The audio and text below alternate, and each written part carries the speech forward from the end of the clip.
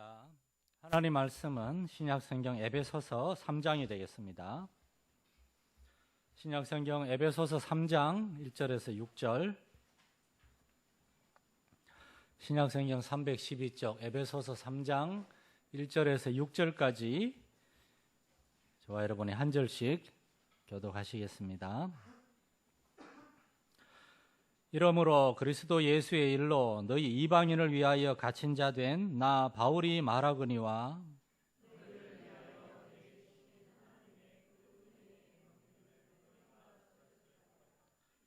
곧 계시로 내게 비밀을 알게 하신 것은 내가 먼저 간단히 기록함과 같으니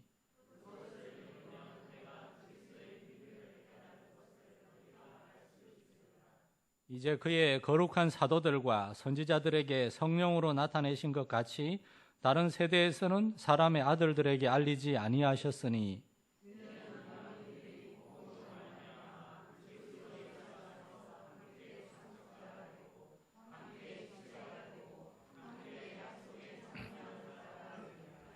아멘. 이 시간에는 오랜만에 코로나 때문에 많이 연기되고 그랬습니다. 우리 열린 중창단의 특성이 있겠습니다.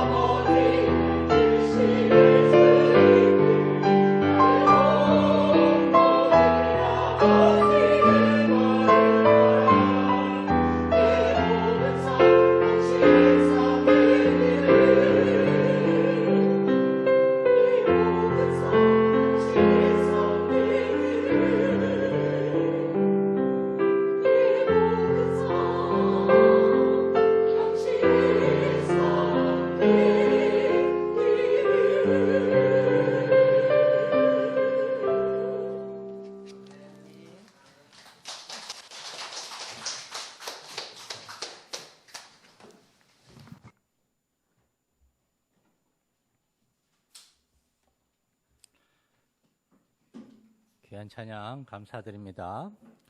할렐루야. 네, 여러분 반갑습니다.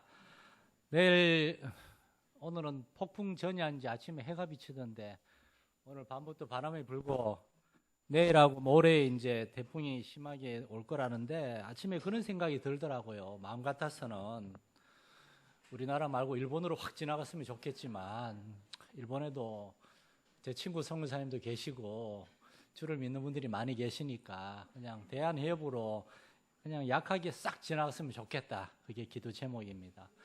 우리 태풍 매미를 우리 마사는 직격탄으로 겪었지 않습니까? 그래서 이번에 다들 염려가 크실 텐데 우리 서로 간에 기도 많이 하고 또 조심해서 어떻게든 내일하고 모레 잘 지나고 다음 주에 반갑게 만날 수 있기를 소망합니다. 저도 내일 산에 안 가고 하루 종일 기도하겠습니다. 태풍 때문만이 아니라 기도 좀 하겠습니다. 이렇게 빌 하이벨스 목사님의 이야기를 기억하실 것입니다. 젊은 빌 목사님이 주말에 요트 클럽에서 여러 사람들과 한 팀이 되어 배를 조정하는 취미를 즐기고 있었는데 한 중년의 아저씨가 빌 목사님에게 미스터 빌, 듣자니 목사님이라는데 나는 젊을 때 교회를 좀 다녔는데 무슨 일로 교회를 떠나서 지금 20년째 교회를 안 다니고 있습니다. 나와 같은 사람에게 해줄 이야기가 있습니까? 라는 질문을 받았을 때 그날이 이 빌 목사님에게는 터닝 포인트와 같은 그러한 날이었다 그럽니다. 터닝 포인트라는 말은 쉽게 말하면은 달리기 할 때 반환점입니다. 거기에 갔다가 돌아오는 거예요. 인생의 어떤 큰 방향이나 어떤 목적이 바뀌는 시점을 터닝 포인트라고 그러는데 젊은 빌 목사님에겐 그날이 그 순간이었습니다. 왜냐하면 이분은 늘 이렇게 생각했어요. 교회에서 나는 목회자니까 예배를 인도하고 설교하고 성도들을 섬기고 그건 당연히 해야 되지만 예배 끝나고 나면 나도 30대 젊은 목회자로서 나도 내가 하는 취미생활을 즐겨야 되겠다. 그때는 내가 목사라는 사실을 잊어버리고 마음껏 이렇게 시간을 보내야 되겠다. 이런 마음을 가지고 있었는데 그 중년 신사의 질문 앞에서 빌 목사님은 자기 자신이 교회 안에서건 교회 바깥에서건 예배를 인도할 때건 믿지 않는 사람들과 요트를 몰고 있건 언제 어디에서 무슨 일을 하든 자신은 목회자요 하나님을 섬기는 사람이요 하나님의 일을 해야 하는 사람이라는 것을 깨닫게 된 겁니다. 여러분, 목사가 직업이 아니라 목사가 하나님의 부르심이라는 걸 그는 깨닫게 된 것처럼 여러분이 성도요, 여러분이 받은 직분도 교회 안에서만 해당되는 것이 아니라 그것은 여러분의 삶의 전체에서 나타나고 드러나야 되는 하나님의 부르심인 줄 믿으시기 바랍니다. 여러분이 장로님, 권사님, 집사님, 우리 열린교회 성도 이거는 교회 안에서만 아니라 바깥에서도 여러분은 내가 그런 사람이라는 걸 깨닫고 있어야 됩니다. 이것이 바로 사도 바울이 내가 먹든지 마시든지 무엇을 하든지 하나님의 영광을 위하여 하고 여러분도 그렇게 해야 됩니다라고 권한 이유입니다.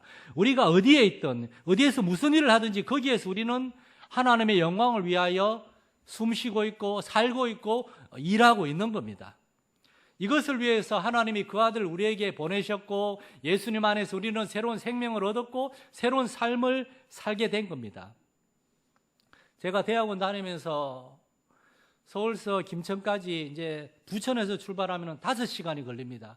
5시간 동안 버스를 2번 타고 김천에 갔다가 거기서 금요일날 오후에 내려가서 사역하고 주일날 밤이나 월요일 아침에 또 올라오고 그게 너무 힘들어서 목회가 나하고 안 맞나 보다 하고 군대로 도망을 갔습니다. 군대로 25살의 나이에 대학원 1학년 마치고 군대로 도망을 갔는데 군대에 가서 다시는 머리 아프게 교회 주보 만드는 거, 교회 청소, 설교하는 거 안 해야 되겠다. 그리고 갔는데 군대 가서 5개월쯤 지났는데 아직 2등병인데 부대의 군종병들이 전부 다 휴가를 갔어요. 단체. 대대장이 쭉 보더니만 박영진 군대 오기 전에 직업 교회 전도사 신대원 재학 중 그걸 보고 저를 불러서 네가 한 주간 주보 만들고 교회 청소하고 설교를 해야 되겠다. 그거 하기 싫어서 도망갔는데, 그때 26살에 그때 저는 인생에 하나의 터닝 포인트가 있었습니다. 도망을 가려고 하면 안 되는구나. 그래서 저는 그때부터 막 보초로 설 때도 또 군대에 있을 때 열심히 주를 섬겼던 것 같아요. 여러분 미안하지만 여러분도 하나님한테서 도망칠 수 없습니다. 여러분이 어디 직장이나 또는 어떤 친구들하고 어떤 저기 놀러 가거나 어떤 사회 일을 하다가 여러분의 교회 직분이나 하나님 믿는 거 숨기고 조용히 사람들하고 이렇게 어울리고 하려고 그러는데 갑자기 박 선생 듣지 않니 교회 다니신다는데 교회 왜 다니는 겁니까? 일요일 날 주말에 쉬고 놀러 다니고 해야지 교회는 왜 가는 거요? 라고 갑자기 툭 치고 들어올 때 여러분은 뭐라고 대답하시겠습니까? 여러분의 이웃 중에 또는 여러분의 같이 일하는 직장 동료 중에 또는 여러분의 믿지 않는 가족이나 친척들이 이제 다가오는 추석에 여러분이 믿지 않는 그 친척들은 교회 댕겨 뭐 좋은 게 있어? 막 그러면 여러분의 속을 긁을 수도 있을 것입니다. 여러분은 그들에게 뭐라고 대답하시겠습니까? 우리는 하나님께 메시지를 받은 사람들입니다. 바울 사도가 가지고 있는 이 메시지를 우리도 알고 그들에게 응답할 수 있어야 됩니다. 바울 사도가 준 메시지는 세상을 창조하신 하나님이 계시다는 것. 하나님이 첫 번째 메시지예요. 모든 시작은 하나님께 했습니다. 태초에 하나님이 천지를 창조하시니라. 창세기 1장 1절. 그 하나님은 인격적인 하나님이고 특별한 목적과 계획, 은혜의 경륜이라는 단어, 영어로 purpose. 우리 교회가 이제 하나님의 말씀이 이끄시는 교회인데 이게 어디서 창안했는가 하면은 목적이 이끄는 삶이라고 purpose 드리븐 삶인가? 라이프인가? 잠깐만 갑자기 생각이 안 나는데 하나님의 목적, 하나님이 목적이 되고 하나님의 말씀이 목적이 되고 하나님의 뜻이 목적이 되고 이게 바울 사도의 첫 번째 메시지였습니다. 우리는 그런 사람들인 겁니다. 제가 서울에서 부목사를 목회할 때 제가 섬기는 교구의 한 구역에 한 권사님이 박모 권사님이 계셨습니다. 그때는 집사님이었고 지금은 권사님이 되셨어요. 그분에게는 나이가 50이 되었는데 아직 결혼을 하지 않고 술과 꽤나 방탕한 삶을 사는 남동생이 한 명 있었습니다. 어떤 때는 술을 안 마시고 정신이 멀쩡한 가운데 교회에 와서 저하고 대화도 하고 밖에서 커피도 마시고 또 교회에서 김장할 때 제가 오라 그래서 같이 김장도 하고 멀쩡하게 그러고 그런데 어떤 날 몇 주, 몇 달 동안 안 나오면은 술독에 빠져 있는 거예요. 그런데 어느 날 그 박모 권사님한테 전화가 왔는데 동생이 응급실에 있다는 거예요. 가니까 위 궤양이 너무 심해서 위가 그냥 빵꾸가 다 나가지고 음식을 삼킬 수도 소화도 할 수 없는 그런 지경이 되었다 그럽니다. 거의 의식이 없는 그 형제의 귀에 대고 그때 우리 교회 담임 목사님이 한참 동안 예수님에 대해 이야기하고 의식이 없어도 귀는 어느 정도 들린다 그러거든요. 그리고 그 다음 날에는 제가 계속 가서 귀에 대고 복음을 전하고 시편을 읽어주고 그리고 일주일 있다가 그 형제는 결국 숨을 거뒀습니다. 파주에 있는 추모공원에 가서 화장을 하고 수목장으로 나무 밑에 그 유골을 뿌리는데 그 누나 되는 그 권사님이 제 손을 붙잡고 서럽게 울면서 이러는 거예요. 목사님, 제 동생은 아내도 없어요. 자식도 없어요. 나 말고는 내 동생을 기억해 주는 사람이 아무도 없어요. 내 동생 불쌍해서 어떡합니까? 불쌍해서 어떡합니까? 그래서 제가 그 권사님한테 이런 약속을 했습니다. 권사님, 제가 여기 있던 다른 교회 가던 권사님 동생, 권사님 이름은 제가 얘기할 수 없지만 권사님 동생 박영규 형제는 절대 잊어버리지 않겠습니다. 내가 그 이름 잊어버리지 않고 권사님, 그 동생을 위해 눈물을 흘렸던 그 권사님, 그 권사님은 박영희 권사님인데 권사님 위해서 기도하겠습니다. 그런데 사실 그때 저는 너무 화가 나고 괴로웠어요. 50세라는 결코 짧지 않은 인생에서 이분은 왜 그렇게 많은 방황을 했을까? 왜 진작에 하나님을 만나지 못하고 왜 진작에 인생이란 술과 쾌락을 추구하는 게 전부가 아니고 창조주이시고 우리 생명의 주인인 하나님을 알고 그 하나님을 영화롭게 하고 그리고 하나님 때문에 우리도 막 영원토록 즐거움을 얻는 것, 그것이 참된 인생이라는 걸 왜 이분은 진작에 몰랐을까? 저 자신한테 화가 났고 막 화가 났습니다. 여러분, 오늘 본문에서 사도는 분명히 얘기합니다. 세상을 창조한 하나님이 계시고 우리는 하나님이 창조하신 하나님의 형상과 모양을 닮은 사람이기 때문에 결코 아무렇게나 살아서는 안 된다는 겁니다. 우리는 하나님을 알아야 되고 하나님의 은혜의 경륜이란 말은 하나님이 은혜와 사랑을 가지고 우리를 창조하셨고 우리에게 바라시는 것이 있다는 거예요. 마치 부모님이 자녀들에게 우리의 자녀들이 이렇게 살았으면 하고 그렇다고 너무 막 그렇게 막 몰아가도 안 되지만 이렇게 살았으면 하고 바라는 삶이 있듯이 하나님을 닮은 우리에게 그렇게 바라는 것이 있는데 우리가 그렇게 살지 않고 우리의 육체와 우리의 배를 만족하기 위해서 그저 세상의 전무인 것처럼 살아가려고 할 때 하나님은 슬퍼하시는 겁니다. 성경은 우리에게 하나님 믿는 사람들에게는 특별한 삶의 방식이 있고 특별한 삶의 목적이 있다고 말씀하고 있습니다. 여러분의 삶의 목적은 무엇입니까? 여러분은 그리고 어떻게 살고 있습니까? 이스라엘이 바벨론 제국에 의해서 멸망하고 수많은 사람들이 바벨론으로 포로를 끌려갔을 때 그 중에는 다니엘과 그 외 여러 젊은이들이 있었는데 다니엘이 보니까 수많은 젊은이들이 하나님한테 화가 나고 실망했습니다. 어떻게 하나님이 우리가 망하도록 내버려 두셨는가? 우상을 섬기는 나라한테 우리가 망하고 이렇게 비참하게 포로로 잡혀오게 내버려 두시는가? 그래서 그 젊은이들은 바벨론 왕이 시키는 대로 우상에게 가서 절하고 제사하고 우상에게 들어진 술과 고기 먹고 그 우상을 섬기는 왕이 시키는 대로 공부하고 그러고 막 살았는데 다니엘과 세 친구들은 그렇게 살 수가 없었습니다. 그들은 비록 나라가 망했으나 그러나 그들은 이것이 하나님 때문이 아니라 우리의 죄악 때문이고 이것이 하나님의 일순간의 징계라는 것을 알고 하나님 앞에 뜻을 정했고 악한 사람들은 더 악해져 가고 속이는 사람들은 더 속인다 하더라도 우리는 하나님 앞에 뜻을 정하여 하나님을 의지하면서 특별한 구별된 삶을 살고자 했습니다.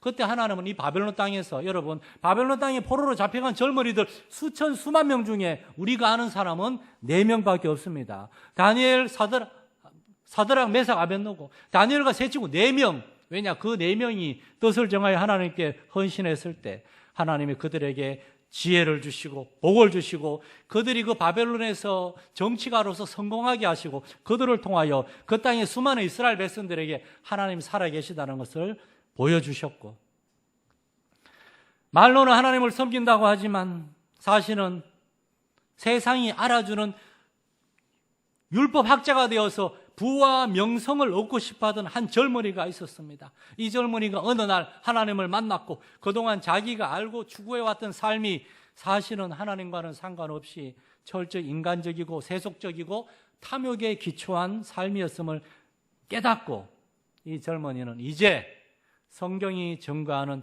참 하나님, 사람이 되셔서 우리에게 오셨고 우리 죄를 대신하여 십자가에서 죽으시고 이제 죽음을 이기시고 부활하심으로 우리에게 참 생명과 새로운 삶의 길을 열어주신 그 나사렛 예수 그리스도, 그분을 따르는 삶을 살기로 결단한 젊은이가 있습니다. 저는 이 젊은이는 위대한 사람인 큰 사람이 되고 싶어서 great man이라는 의미의 사울이라는 이름이었으나 그는 예수를 만난 다음에 작은 자 small man이라는 뜻의 바울이라는 이름으로 바꿔가지고 그의 일생을 하나님의 은혜의 복음을 증언하는 일에 바치게 됐습니다. 여러분, 하나님을 만나면 이렇게 되는 줄 믿으시기 바랍니다. 하나님을 만나고 나를 향한 하나님의 뜻을 알게 되면 삶이 바뀌어요.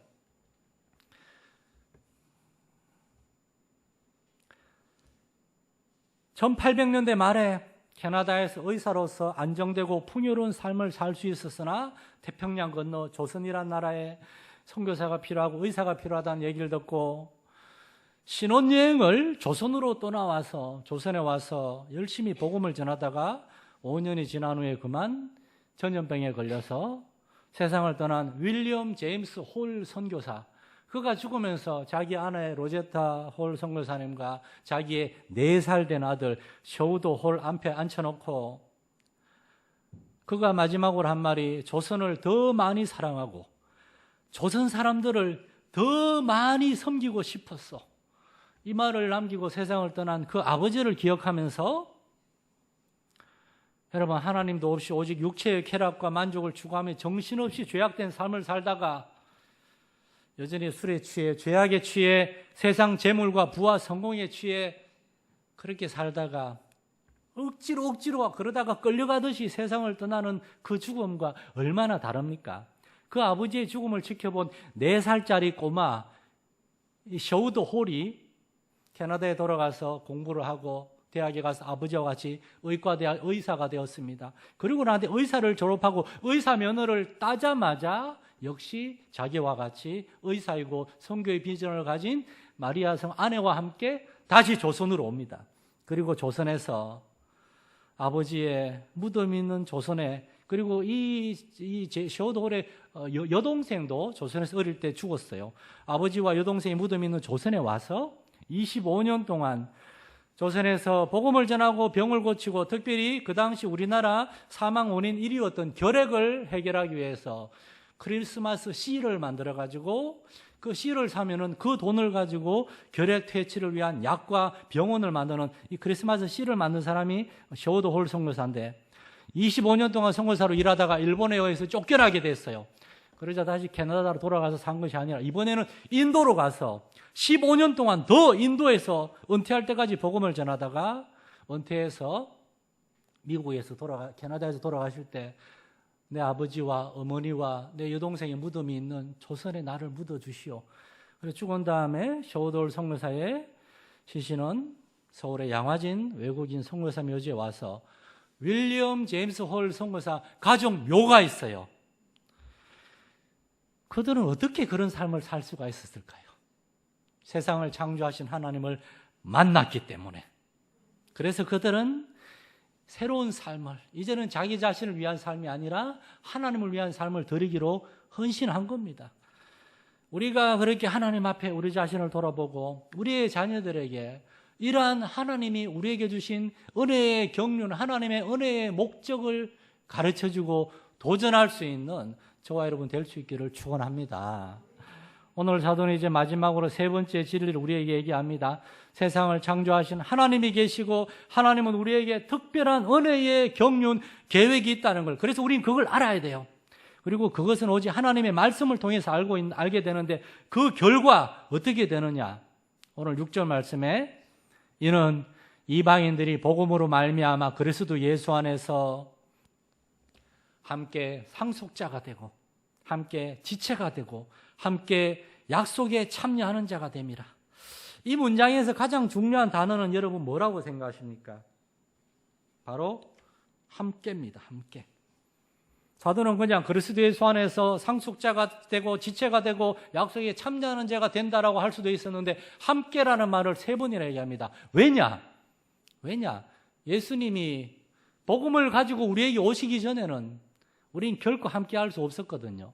하나님의 말씀을 전하라고 했는데 유대인들은 이방인들을 개처럼 생각하고 이방인들을 멸시하고 천대하고 자기들만 선민이라 그러고 오히려 바다를 건너 산을 넘고 물 건너 이방인들을 하나님께 데리고 오기는커녕 오히려 지옥의 길로 인도하는 그러한 사람들이 되었는데 예수님이 오심으로 함께하게 된 겁니다.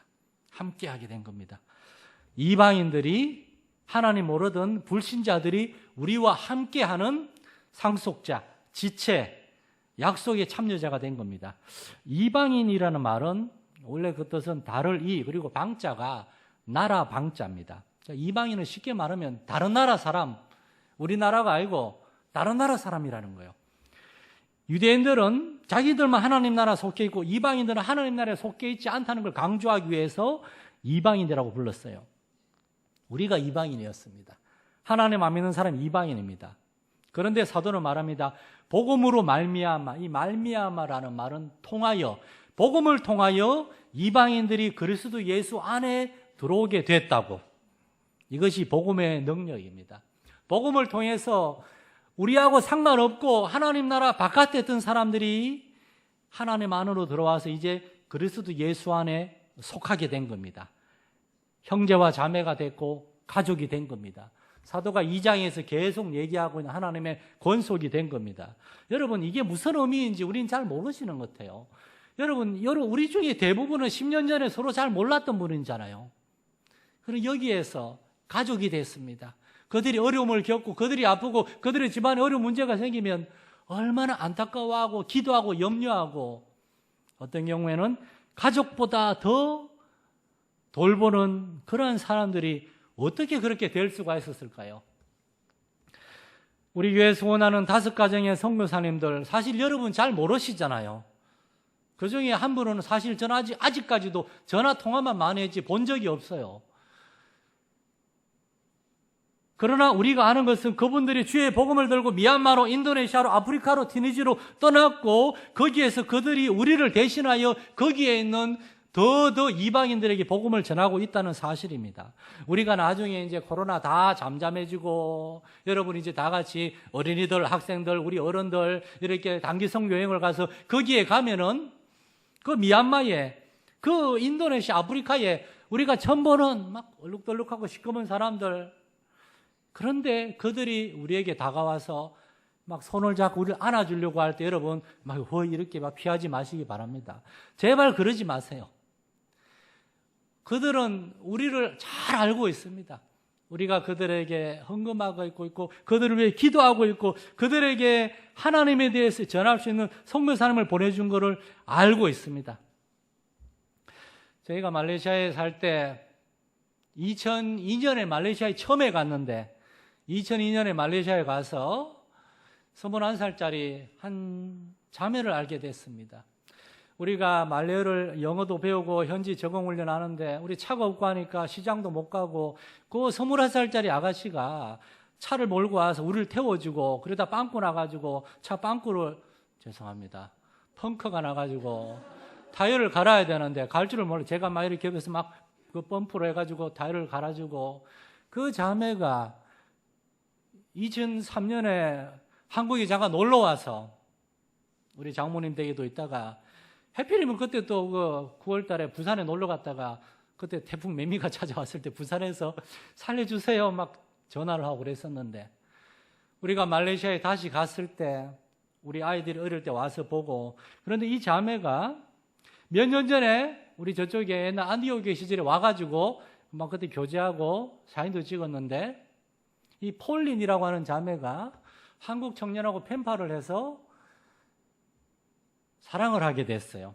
근데 저희 부부가 뭐 폴린하고 아무리 혈연 관계도 없는데 폴린과 남자친구를 불렀어요.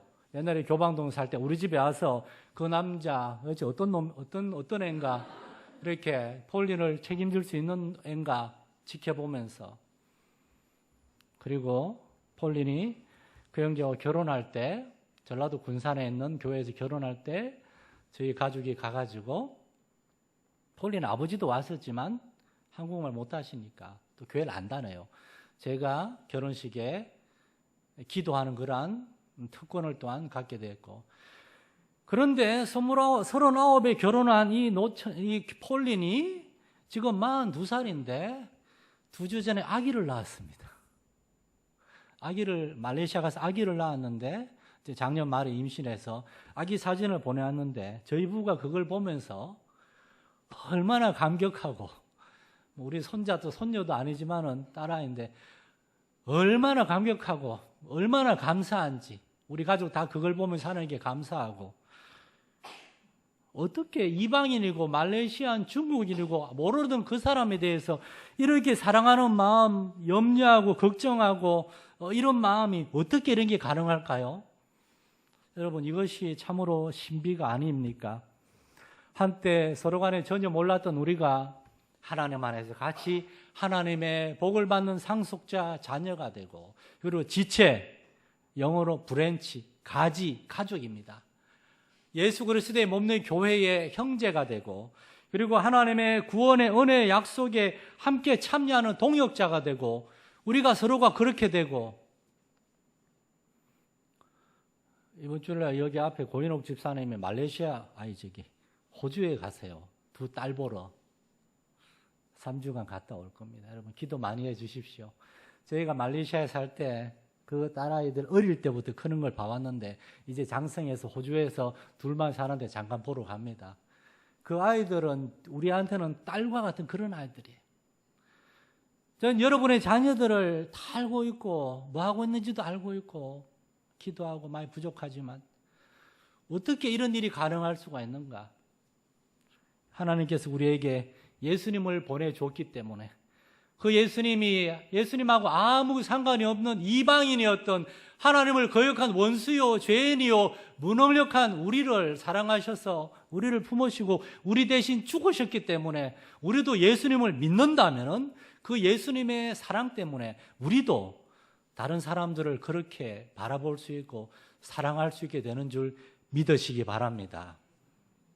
그래서 우리는 우리의 형제와 자매들을 더 사랑해야 될 뿐만 아니라 여기에 빨리 들어와야 되는데, 여기에 들어오지 못하고 세상 가운데서 세상이 전부인 줄 알고 지옥을 향하여, 영원한 멸망을 향하여 달려가고 있는, 아직 이 우리에 들어오지 않은 우리의 오이코스들을 위해서 우리가 더 깨어서 기도하며 우리가 갖고 있는 이 메시지를 우리만 갖고 있는 것이 아니라 그들에게 전해야 된다는 사명이 있음을 알고 기도하고 전할 수 있는 저와 여러분 될 수 있기를 간절히 소망합니다.